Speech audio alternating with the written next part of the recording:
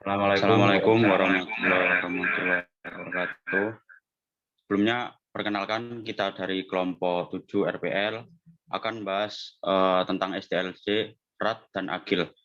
Di sini saya perwakilan. Perkenalkan, nama saya Muhammad Fajar Ansori dengan NIM 2104411001007 dan mewakilkan dua teman saya. Yang pertama ada Sofwan 2104411001050 dan yang kedua ada Abdullah Hilmi Asyauki dengan NIM 1904441000165.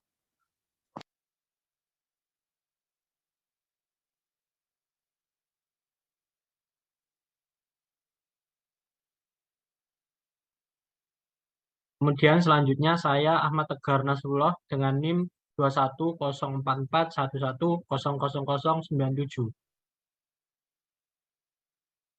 Selanjutnya saya Bagus Purnomo dengan NIM 2104411000098.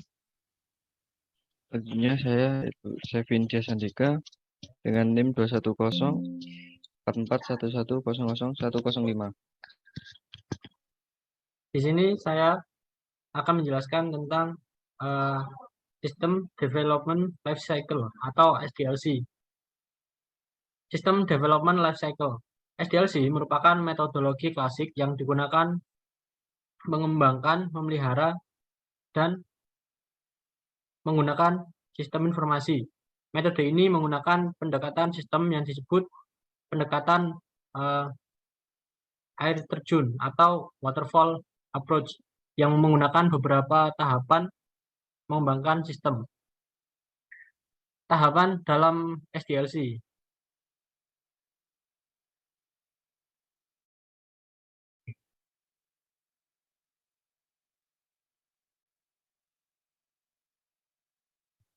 Tahapan dalam SDLC. Yang pertama, tahap perencanaan sistem atau sistem planning, tahap analisis sistem, sistem analis, tahap perancangan atau desain sistem, sistem desain, tahap penerapan, implementasi sistem, sistem implementation, tahap pemeliharaan atau perawatan sistem. Pendekatan waterfall sebagai dasar dalam model RAD. Pendekatan waterfall sebagai dasar dalam model RAD. Metode yang bisa disebut dengan classic life cycle ini membutuhkan pendekatan sistematis dan sekuensial dalam pengembangan perangkat lunak. Dimulai dari tingkat sistem dan kemajuan melalui analisis, desain, coding, testing, dan pemeliharaan. Aktivitas permodelan. Yang pertama, rekayasa dan pemodelan sistem informasi, System Information Engineering and Modeling. Yang kedua, support maintenance. Yang ketiga, analisis kebutuhan perangkat lunak, software requirements analysis. Yang keempat, desain. Yang kelima, penulisan program atau coding. Yang keenam, testing. Yang ketujuh, support atau maintenance. Tahapan pada model RAD. Tahapan pada model RAD yang pertama yaitu requirement planning, desain, kemudian selanjutnya implementation. Requirement planning. Pada tahap ini, user dan analis melakukan pertemuan untuk mengidentifikasi tujuan dari sistem dan kebutuhan informasi untuk mencapai tujuan. Pada tahap ini merupakan hal terpenting, yaitu adanya keterlibatan dari kedua belah pihak. Dan selanjutnya, desain. Pada tahap ini, keaktifan user yang terlibat menentukan untuk mencapai tujuan karena pada proses ini melakukan proses desain dan melakukan perbaikan-perbaikan apabila masih terdapat ketidaksesuaian desain antara user dan analis. Yang selanjutnya akan dijelaskan rekan saya, Bagus. Oke, selanjutnya tahap implementasi. Tahap ini adalah tahapan programmer yang mengembangkan desain suatu program yang telah disetujui oleh user dan analis. Sebelum diaplikasikan pada suatu organisasi, terlebih dahulu dilakukan proses pengujian terhadap program tersebut apakah ada kesalahan atau tidak. Aspek yang mempengaruhi keberhasilan model RAD atau aspek kondisi penunjang. Yang pertama ada sistem berjalan sendiri, kinerja dari sistem bukan faktor terpenting, distribusi produk yang bersifat sempit, ruang lingkup yang terbatas, kehandalan dari sistem bukan faktor terpenting, membutuhkan teknologi yang tidak terlalu baru atau lebih dari 1 tahun, sistem dapat dipecah-pecah menjadi bagian-bagian yang lebih kecil. Selanjutnya ada aspek kondisi penghambat. Sistem harus dapat berjalan secara bersamaan dengan sistem yang lama. Komponen-komponen penunjang sangat langka untuk didapatkan. Kinerja yang optimal merupakan faktor terpenting. Distribusi produk yang bersifat luas, ruang lingkup yang luas apabila digunakan untuk membuat sistem informasi, sistem operasi di mana membutuhkan sistem yang handal. Sistem tidak dapat dipecah menjadi bagian-bagian yang kecil. Perbandingan model RAD dengan konvensional dalam pengembangan sistem. Pengembangan sistem dengan model RAD. Yang pertama, didapat suatu desain yang dapat diterima oleh konsumen dan dikembangkan dengan mudah. Dapat memberikan batasan-batasan pada suatu sistem supaya tidak mengalami perubahan. Dapat menghemat waktu dan kalau memungkinkan bisa menghemat biaya serta menghasilkan produk yang lebih berkualitas. Pengembangan sistem dengan model konvensional. Batas waktu yang cukup lama, mulai dari pembuatan sistem sampai dengan konsumen yang menggunakan. Proses pengembangan suatu sistem membutuhkan waktu yang lama, maka kebutuhan konsumen pada sistem akan mengalami perubahan. Sistem yang dikembangkan tidak akan mempunyai manfaat apabila belum diselesaikan secara baik. Keuntungan dan kerugian model RAD.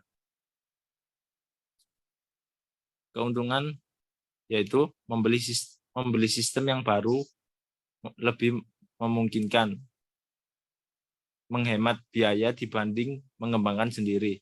Proses pengiriman lebih mudah untuk diamati karena menggunakan model prototype, lebih fleksibel karena pengembang dapat melakukan proses desain ulang pada saat yang bersamaan. Lalu dilanjut kerugian. Belum tentu bisa menghemat biaya dibanding mengembangkan sendiri. Membutuhkan biaya peralatan seperti software dan hardware. Kesulitan melakukan pengukuran mengenai kemajuan proses. Kurang efisien karena apabila melakukan pengkodean menggunakan tangan bisa lebih efisien. Ketelitian menjadi berkurang karena tidak menggunakan metode yang formal dalam melakukan pengkodean. Tujuan menggunakan RAD. Tujuan menggunakan RAD kemungkinan terjadi kesalahan lebih kecil, tingkat kepuasan konsumen yang tertinggi, biaya pengembangan yang termurah. Oke, silakan dilanjutkan oleh teman saya, Fajar. Oke, terima kasih. Untuk selanjutnya kesimpulan. Oke, untuk kesimpulan, penggunaan model RAD atau RAD merupakan alternatif pilihan yang baik dalam pengembangan sistem. Tahapan dalam model RAD merupakan bagian dari tahapan dalam sistem development life cycle. Waktu yang singkat dalam model RAD atau RAD juga berpengaruh terhadap penggunaan biaya yang ekonomis.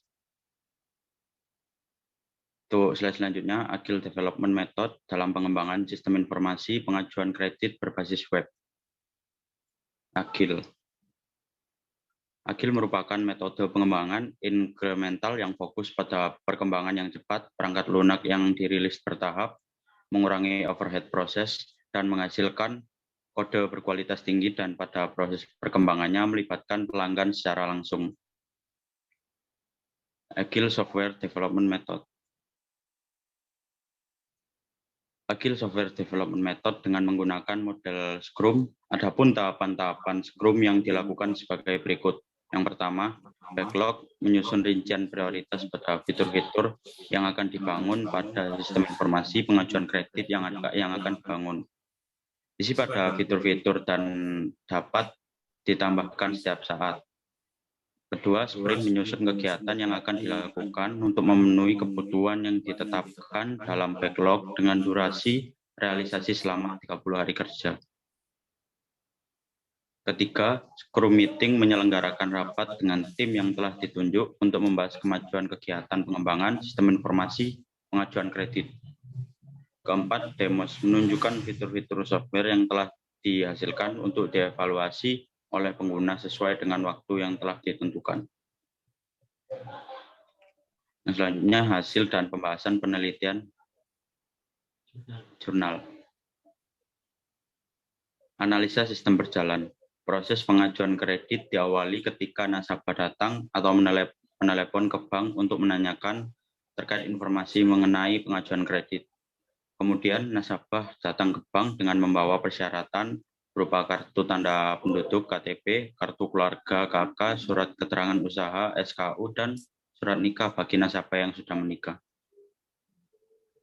Activity diagram sistem berjalan. Berdasarkan analisis yang dilakukan terhadap sistem berjalan di atas, ditemukan beberapa kelemahan, yaitu menyita waktu dan tenaga dan tidak efisien. Tetapi ada beberapa solusi yang diusulkan, yaitu nasabah dapat mengakses informasi melalui website dan nasabah menginputkan data melalui web. Di situ ada desain sistem usulan, spesifikasi kebutuhan software, spesifikasi sistem requirement dari sistem informasi pengajuan kredit pada Bank BRI, unit Kolonel Sugiono sebagai berikut. Halaman nasabah ada 2A1, nasabah dapat mendaftar, yang kedua A2, nasabah dapat melakukan login. Desain kebutuhan sistem atau proses bisnis pada sistem informasi pengajuan kredit pada Bank BRI unit Kolonel Sugiono dapat digambarkan menggunakan use case diagram berikut yang sudah ada di gambar. Use case diagram halaman nasabah. Berdasarkan use case diagram di atas dapat dijelaskan bahwa aktor nasabah dapat melakukan registrasi, kemudian login untuk mengajukan permohonan kredit, melihat permohonan kredit, dan mencetak permohonan kredit.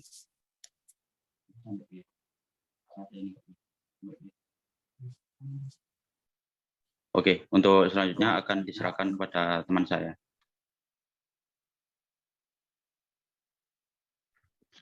Oke, saya akan lanjutkan presentasi ini.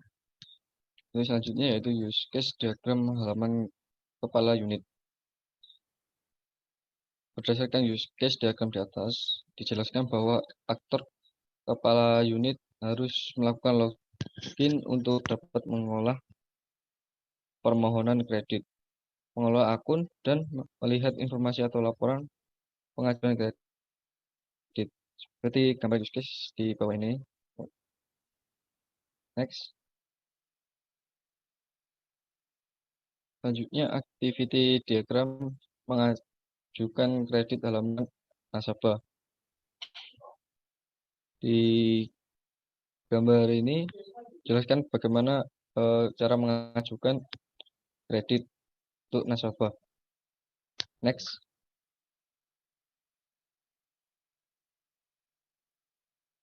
Nah, selanjutnya, LRS, Sistem Informasi Pengajuan Kredit. Nah, di selanjutnya yaitu citra digital, menggambarkan tata letak sistem secara fisik yang menampakkan bagian-bagian software yang berjalan pada hardware yang digunakan untuk mengimplementasikan sebuah sistem dan menghubungkan antara komponen hardware dan komponen hardware tersebut. Next. Selanjutnya yaitu deployment diagram sistem informasi pengajuan kredit. Bisa dilihat di gambar sebelah ini. Next. Selanjutnya yaitu user interface. Adapun desain interface yang dirancang untuk sistem informasi pengajuan kredit pada Bank BRI unit Kolonel Sugiono ini. Berikut ini yaitu gambar yang disediakan oleh BRI. Next. Terus ini adalah halaman untuk nasabah untuk pengajuan pinjaman. Next.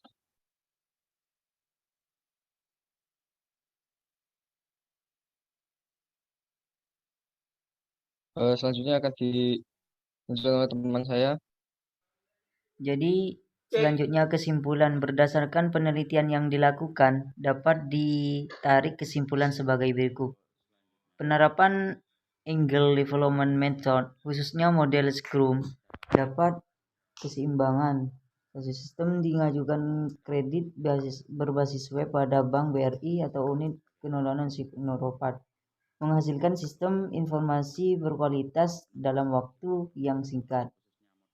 Di poin kedua, pihak bank dapat menggunakan sistem informasi pengajuan kredit berbasis web ini untuk mengomunikasi informasi produk kepada masyarakat, dan sisi lain masyarakat juga dapat mengakses informasinya dengan mudah dan biaya yang murah. Di poin ketiga, ada nasabah dapat mengajukan permohonan kredit melalui sistem informasi pengajuan kredit berbasis web. Yang terakhir, yakni pihak bank dapat mengelola laporan dan informasi yang dibutuhkan perusahaan dengan mudah dan cepat. Mungkin itu saja yang bisa saya sampaikan, kurang lebihnya mohon maaf. Oke, terima kasih. Terima kasih, dan kita selaku dari kelompok 7, mohon maaf bila presentasi tadi ada kekurangan dan kesalahan dalam pengucapan kata-kata. Saya akhiri. Wassalamualaikum warahmatullahi wabarakatuh.